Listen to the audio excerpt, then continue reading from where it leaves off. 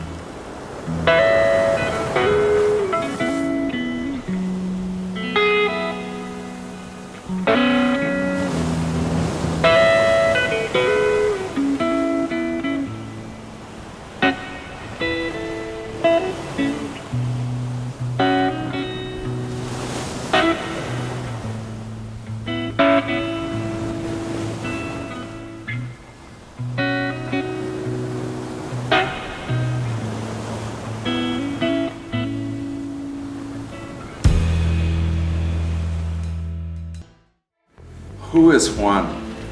Wow, it's quite a question. When I was a child, I remember seeing a movie, Vanishing Point, and that movie there was a really hot rod with a motorcycle and I really loved that. I went to the United States because of that movie. That was always in my mind. I wanted to be a traveler, a hippie.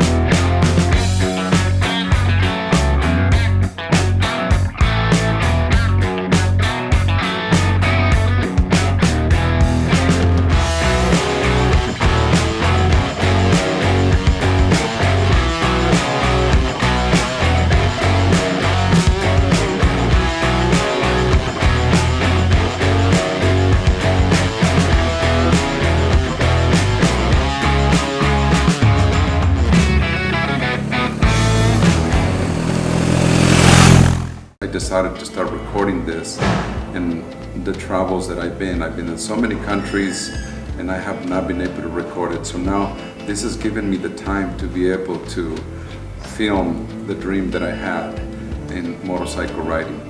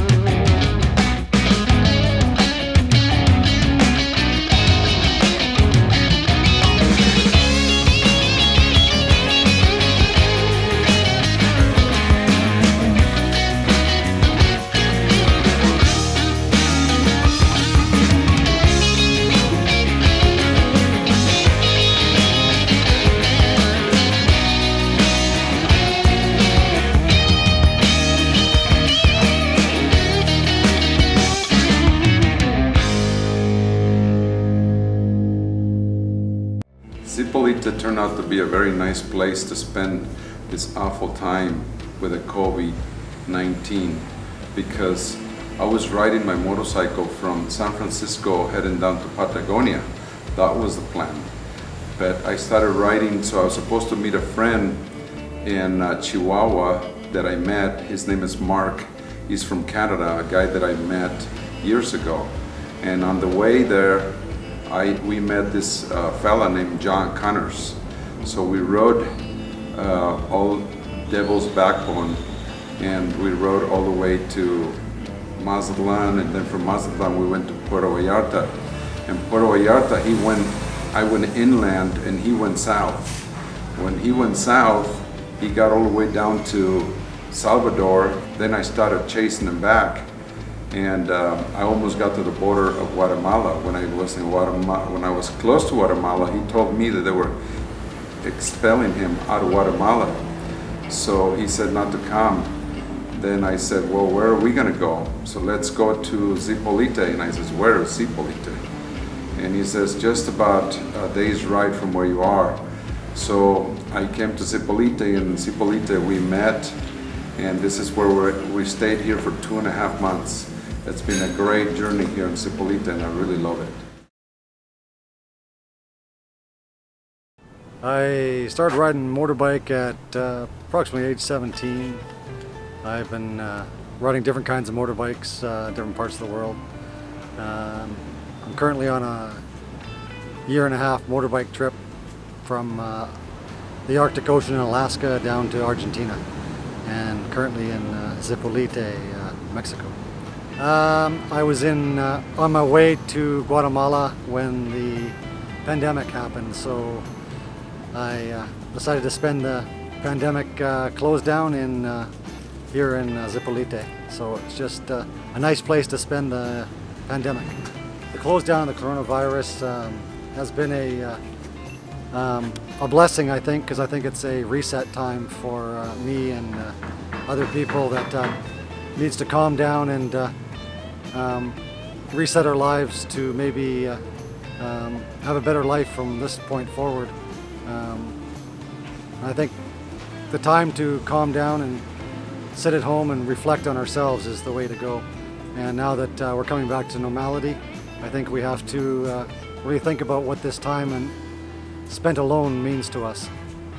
I decided to ride a motorcycle down Mexico this winter just to get away from the cold and have some beach time and eat some good food and drink some good mezcal and make friends, and yeah, for the adventure.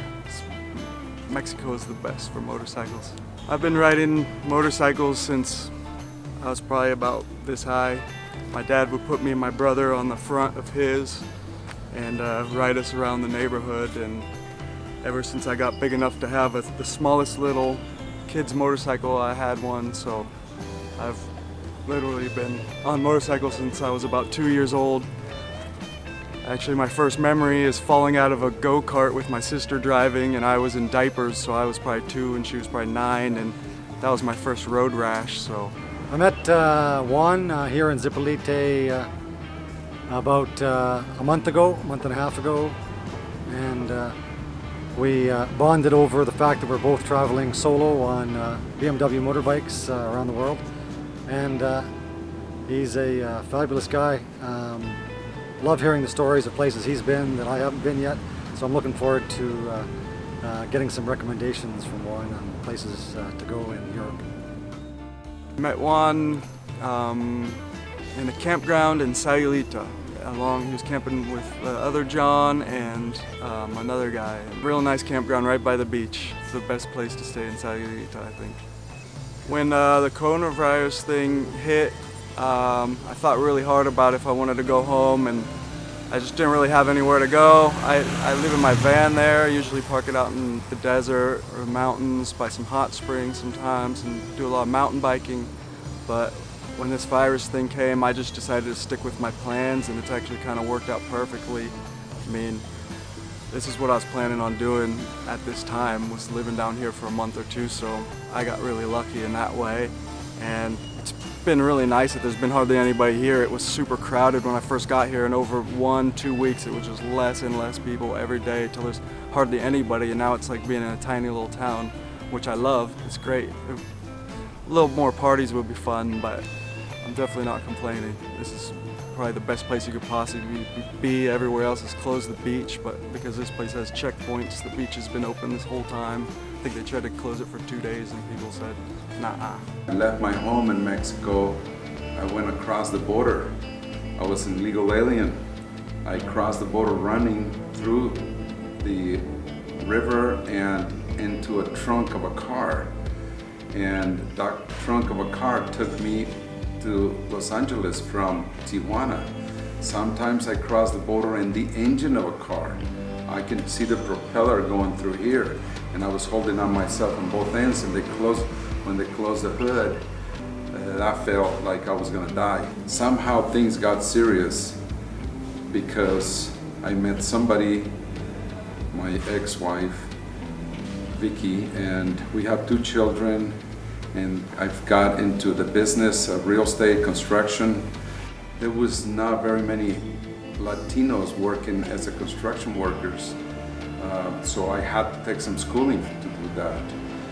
I did that for 12 years, and I realized that it was good money, but I could not live my life that way. So I went into the business of real estate.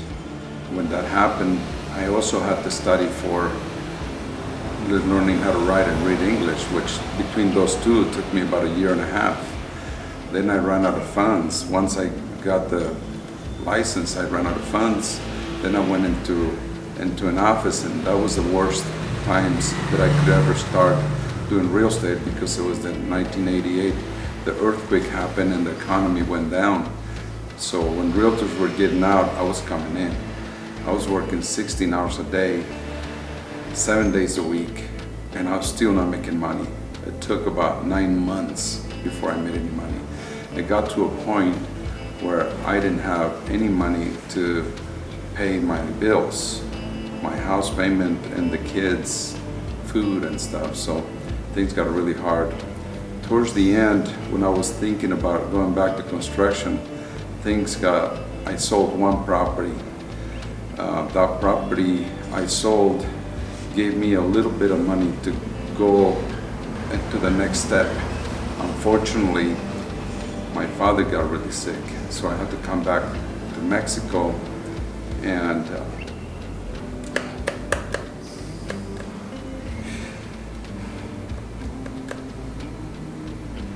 so when I came back, I had no money again. So again, I had to work, and I went to work again 7 days a week, doing 16 hours a day. And eventually I sold another home, and I made the first year such little income that it was really hard to survive. I went 25 years in real estate. I was the top producer in my office. Then I owned my own real estate company. And every time I wanted to go out on a ride, things would call me. And the phone never stopped ringing. And so I started hiring more people so they can take care of things while I was riding on the weekends. And maybe long trips of 3 days is the most that I can do. And things got one after the other. And next thing you know is time passes by, years go by, and you can never do the things that you want to. Then later on, I decided that I could not take it anymore. And so I started closing down the office, sold my house, my kids moved out, and I no longer had a wife.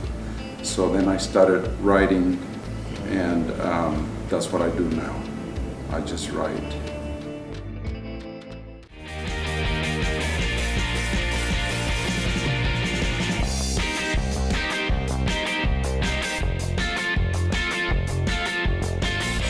Vamos a recorrer el mundo con mi amigo real.